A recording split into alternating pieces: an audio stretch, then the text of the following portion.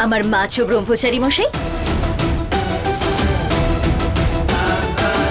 এইভাবেই টিম সূর্যের সূর্য টিম আদিত্যর টিমের 3 জন প্লেয়ারকে একেবারে ধরাশায়ী করে দিয়েছে।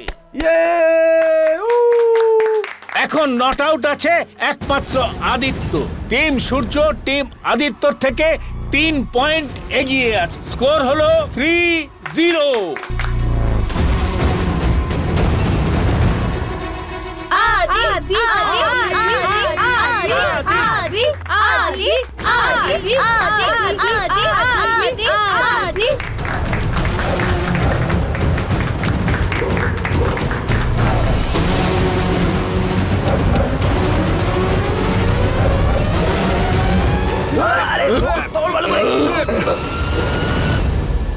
কবাডি কবাডি কবাডি কবাডি কবাডি কবাডি কবাডি কবাডি কবাডি কবাডি কবাডি কবাডি কবাডি কবাডি করে গেছে। ছাড়বো না আমি ওকে, ভালো করে চেপে ধরে রাখ।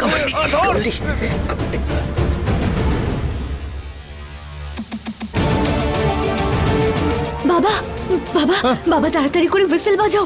গেমেতে সূর্য আর ওর টিম আদিত্যর উপর প্রতিশোধ নিচ্ছে। যদি হাড় ভেঙে যায় তাহলে আইএস এর ইন্টারভিউ দিতে পারবে না। Half time half time half time. Half time কিভাবে হলো? খেলার মাঝখানে আবার হাফ টাইম হয় নাকি? খেলার মধ্যেই তো হাফ টাইম হয়। আর তুই ওই প্লেয়ারের ঘাড় মটকে দিলি কি করে? এখন আমি ফাউল দিয়ে যদি তোকে আউট করে দিই তাহলে হাফ টাইম হাফ টাইম। ঠিক আছে, হাফ টাইম হাফ টাইম।